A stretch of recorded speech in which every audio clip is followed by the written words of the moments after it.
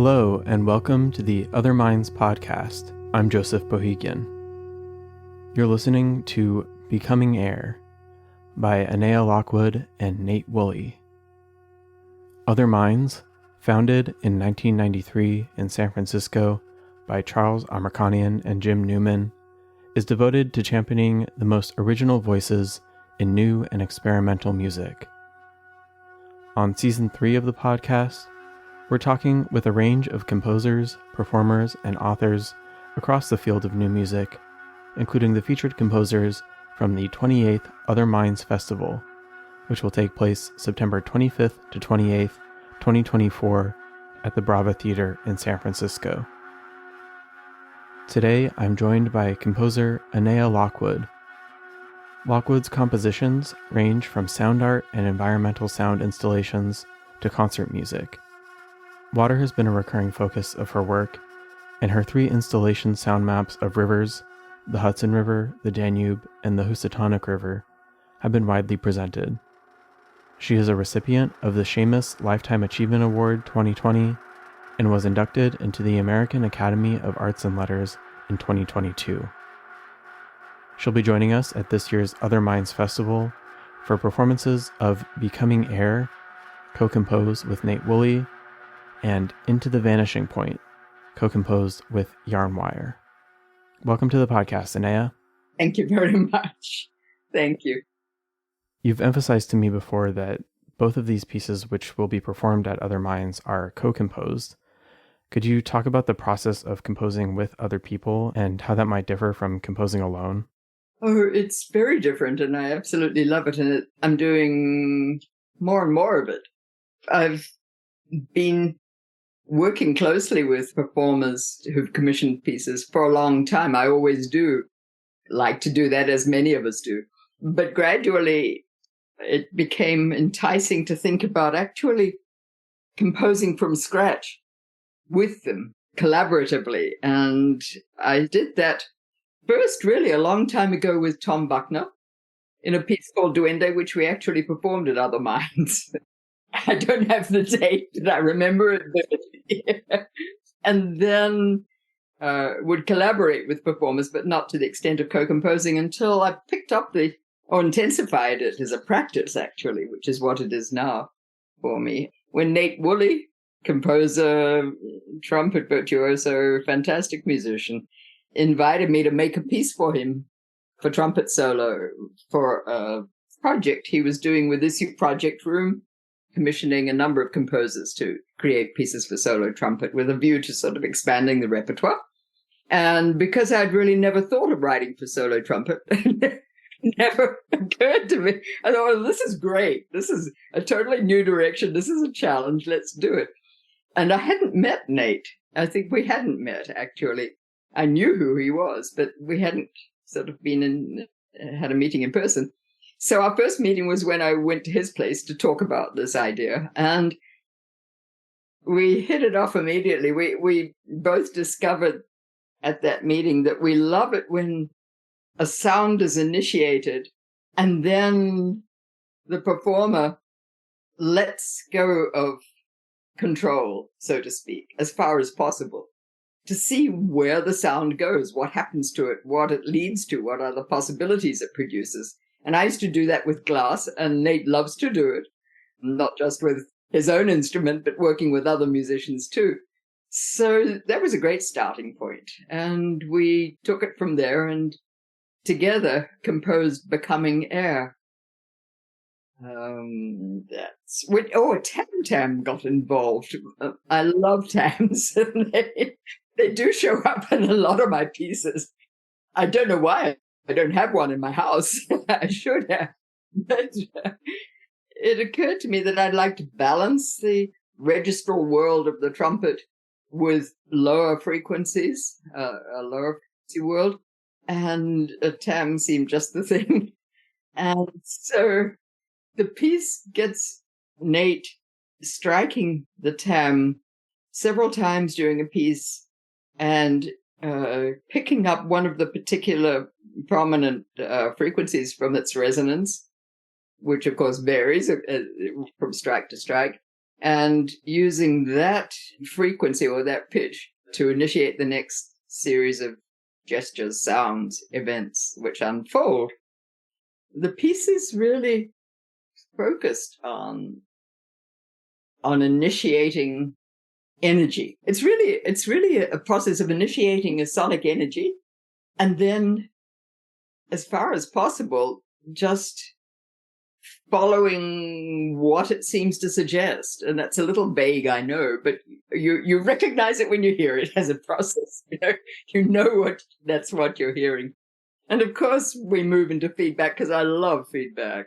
I love unpredictable behavior in sounds. Actually, I have for a long time, not exclusively, but often. And feedback is nothing if not that. But on the other hand, of course, somebody who's worked extensively with feedback controls it beautifully. So with Nate, it's this balance in that section between controlling the feedback and letting it go. So when we recorded it for Black Truffle 3 years ago or so, we did one take and the feedback was nice. And I said, what would it be like if you just let it go? So he did. It's fantastic. So. It seemed to me that you're also playing with Nate's relationship with his instrument and the way that he's taking it apart, obstructing the bell. In your notes, you say something about disorderliness and allowing things outside of you to unfold in its own way. So could you talk about that idea of playing with the relationship with the trumpet? I suppose it's a natural inclination for many of us by now. We've sort of grown up with extended techniques. They seem like the most natural reservoir of sound and sound production to move into. And so you could see it as an extension of that. But really, Nate and I would get together about once every 6 weeks or so, according to his touring schedule, at Issue Project Room down in Brooklyn. And Zev Greenfield made it available to us, whenever we wanted to just work there together. So we would get together, and we started out by exploring very soft sounds. And it was a natural shift into just working with different parts of the instrument, with breath, of course, with the acoustics of the space we were working in, and subsequently performance with the acoustics of performance spaces, letting the sound it wasn't so much the idea of letting sound materialize out of breath as it was, what areas can you play in, which are dependent upon very soft breath work and very soft stimulation of the parts of the instrument. And he already knew a lot of that. Of course, he'd already found it. And we just kept pushing it further, actually. It's what we did with the piece throughout the process of making it, just finding something and pushing it further. And we still do.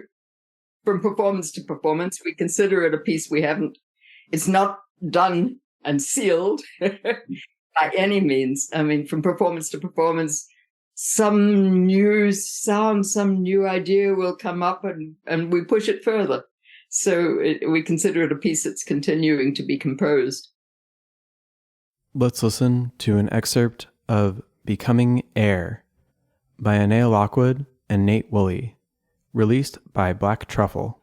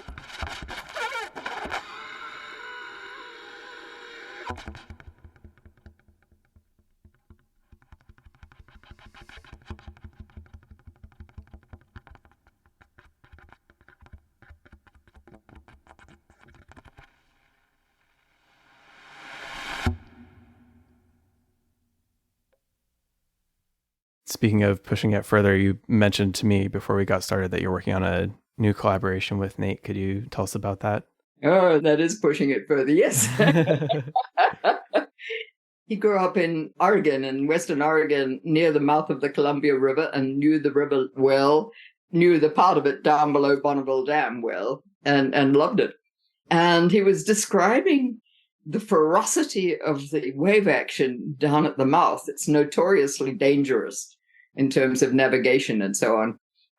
One day when we were walking down in Brooklyn somewhere, and it sounded enticing. It sounded like a sound I would very much want to record. So just sort of on the spur of the moment, I said, why don't we work on the Columbia together? Why don't we go record it together?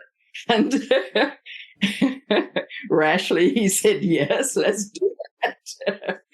And so in April, with very minimal funding, we're starting to get serious about fundraising, but with very minimal funding, just to cover our expenses, basically, we took off for Western Oregon and started recording actually at the mouth in familiar territory to Nate, and recorded through a 2-week trip. And then this last month in mid-May, just sort of early to mid-May, we picked it up again and picked it up by that time we got up to Washington State. It runs through Oregon, goes up north into Washington State, and it has various curious turns, and then it goes into British Columbia, or it flows out of British Columbia rather down through those states. So in May, we went back and got as far as the Canadian border. So we have one more recording trip to do. We're making a sound map of the river together. We record at the same site, but different positions, different places in the site, picking up different sounds. And Nate has fallen in love with the hydrophone and is making beautiful hydrophone recordings. And I do a lot of surface recording. And it's a typical day is checking out 12 sites and finding that 9 of them have no sound worth recording in them, and then 3 of them are pretty interesting. And finding a couple of rooms at a motel and a decent meal and a decent craft brewery, and getting up early the next morning and continuing. It's challenging. It's doing what I sort of hoped it would. I was hoping at working with somebody of Nate's sensibility and gorgeous musicianship and wonderful way of listening would in some way overturn my ideas about making sound maps with rivers, having made several of them. Actually, there was a 4th I made with Liz Phillips back in 22. So I didn't want that to be a format. I wanted to sort of disrupt it. And I thought this might disrupt it, but what's really disrupting it? It's not working with Nate, because our ideas absolutely converge time and time again, which is really sort of handy and very nice and really enjoyable. It's the river that's disrupting it. It's got 69 rapids on it. 60 of them are drowned under dams. So the river has lost its freedom, in a sense, to be a natural river. It's dam reservoir, all the way down, which makes it challenging to record because the reservoirs, of course, are lakes. They're still, again, not entirely still, of course, the current continues, but it's not evident. They really function like lakes, and people use them like lakes. They're full of jet skis and windsurfers. The former I don't love so much. The windsurfers are wonderful to watch. But the sound world of those reservoirs is really, on the surface, it's really limited. So it's really funny. I mean, we get going at 7 a.m, which is a great time to record. Normally, it's really quiet. There's no wind, except that on the reservoirs, if there's no wind, there's no sound. So it's wave action, that you're looking for that's triggered by wind. So then we wait a little and hope that the wind doesn't get up too strong, so it sort of buffets our microphones and windshields. And by about 1 p.m, the wind is really strong, and we're just figuring out sites that we should check for the next day's work, sort of thing. So then a river that's all dams and reservoirs, what is it? It's a real question. For those who aren't familiar, can you talk about your early work with sound maps and rivers and how you got started doing that? I started with a purposefully absurd idea of making a sound archive of all the world's rivers. I've been listening to rivers all my life, which is obvious. And then I made it even more absurd by including creeks and springs, But, but several friends and myself also took it seriously. And I started accumulating recordings of rivers. And then, by a very lucky accident in a way, I got a commission from the Hudson River Museum in Yonkers in New York to make a work concerning the Hudson. I mean, they're right on the bank of the Hudson. You look straight across to the Palisades from the museum. It's a great site. And it occurred to me I've never thought of or worked on recording an entire river system from source to delta, and how interesting it would be to track the Hudson that way, to see how it grows, what changes it goes through, what large-scale changes. The small-scale changes change overnight. It's the large-scale changes that I was looking for. And started recording the Hudson and wanted it to be non-visual, purely oral, which is a drive of a lot of my work, wanting to pull people into a purely oral space. Partly because the visual is still so heavily emphasized in our culture, and because you take in very different information orally than you do visually. And if one eliminates the visual, then the ears can focus. So it was to be oral, except that people always want to know which part of the river they're listening to. And there's always a group of people who know any particular river well, and love it and want to figure out where they are on it. So I decided to accompany it with a map indicating all the sites where I'd recorded and some sort of timekeeping device which would correlate with the map. So at a certain point in its running time, you look at the map and you know where you are. And those are the sound maps, and did interviews with people all men in the case of the Hudson, because that happened to be men who were fishing the Hudson, and largely, and boating it and so on, working on it. With the Hudson, I was focused on how strong the river is and how New Yorkers can have no sense of its strength. Because for New Yorkers, it necessarily is really primarily a visual thing. They treasure the visuals of the Hudson, but just looking at it, you can't develop any sense of how powerful its currents are. So I was talking with river pilots and fishermen and a judge way upriver and an Adirondacks ranger and so on, all of whom had found themselves in the river, having a very powerful experience of the river's force on their bodies, very direct and powerful experience to sort of bring that home. So that was the first river sound map, and then I didn't do another one for 20 years. Didn't want to be pigeonholed, I by now I am, of course, but probably at that point I had a lot of other things I wanted to do. Listeners at the festival will also hear a performance of Into the Vanishing Point, which you co-composed with the percussion and piano quartet Yarnwire. And this is a piece that was inspired by a news article on the global collapse of insect populations. So could you tell us about that piece? Yes. I've been so lucky working with both Nate on the one hand and Yarnwire on the other. They're all wonderful, imaginative, high-energy musicians, beautiful to work with. So with Yarnwire, I was really, I think, very clear that I didn't want to create a score and pass it to them. I wanted us to make a work together. And I took that article, printouts of that article with me to our first meeting. And it turned out they'd all read it. And they were all appalled by it. It lays out how insect populations are being exterminated or dying off because of the global changes, climatic changes we're going through all over the world. And of course, how perilous that is. It goes up the chain from insects to birds and trees and on up up and through our lives and through the lives of the existences of many other beings on the planet. It sort of has a planetary ricochet effect, which is devastating to contemplate. So we decided, yes, we'd create a piece around that theme. We agreed we didn't want to depict insects. We didn't want to be creating insect calls and nifty little patterns, rhythmic patterns, mimic cicadas and so on. Not in the least interested in that. But we couldn't define quite what we wanted to, what feeling we wanted to convey, really, I guess, with the piece for a while.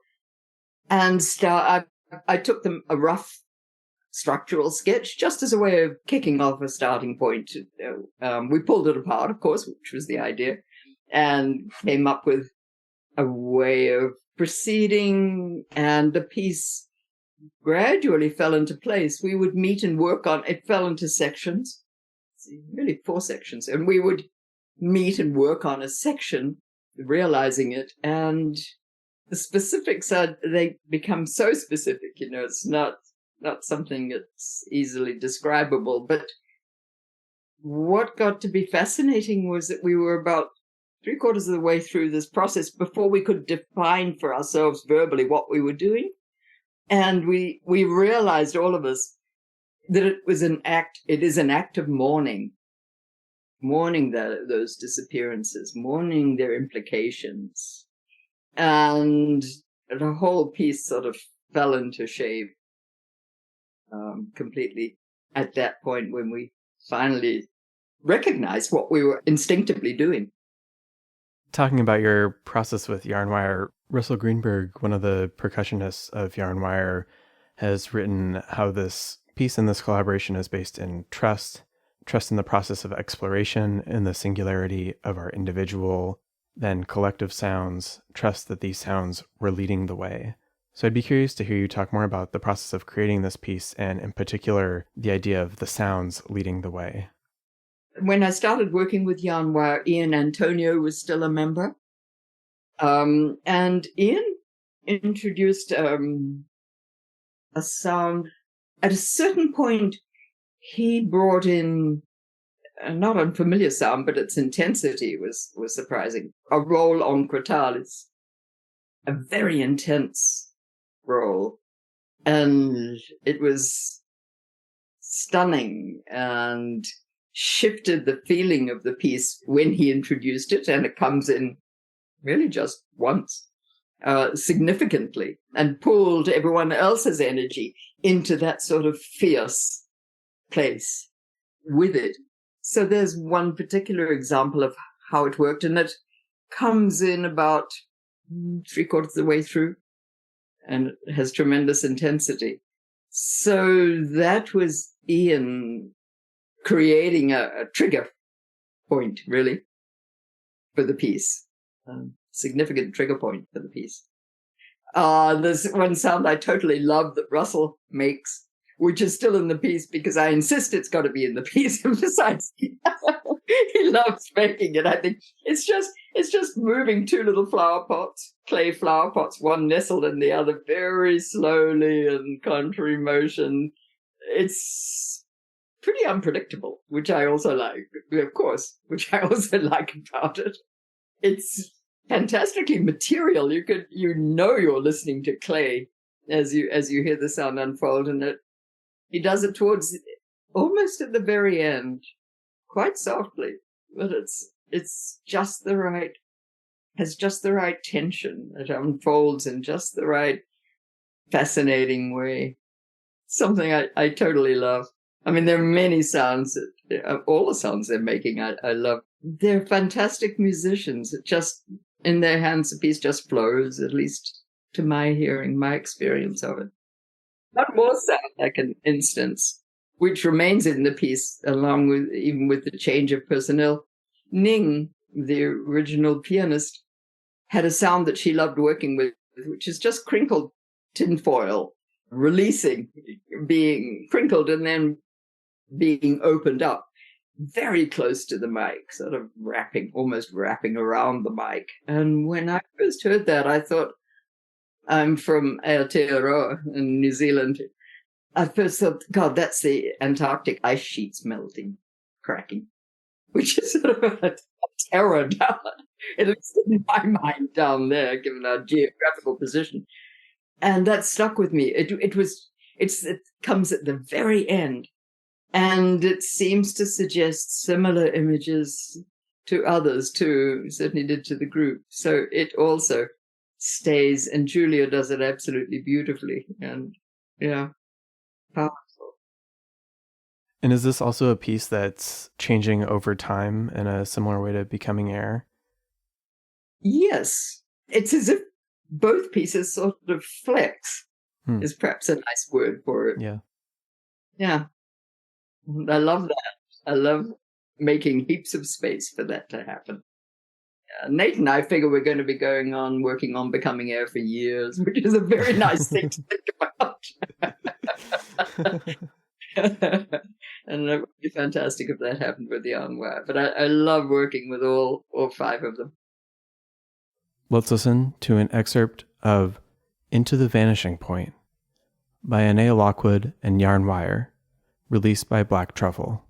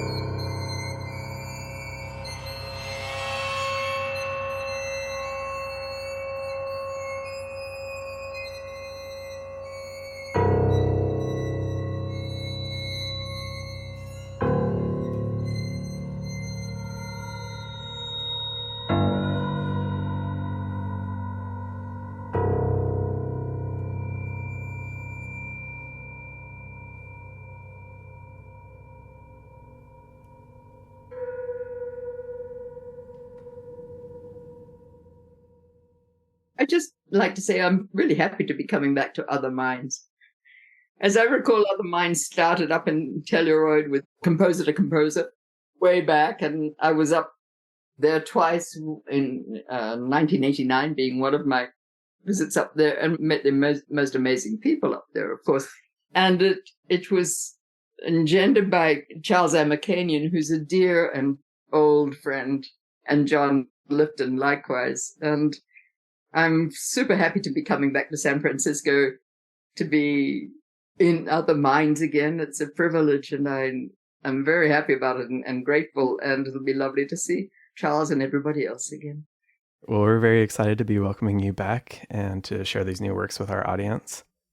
You can hear Annea Lockwood's collaborations with Nate Wooley and Yarnwire at Other Minds Festival 28 on September 27th, 2024 at the Brava Theater in San Francisco.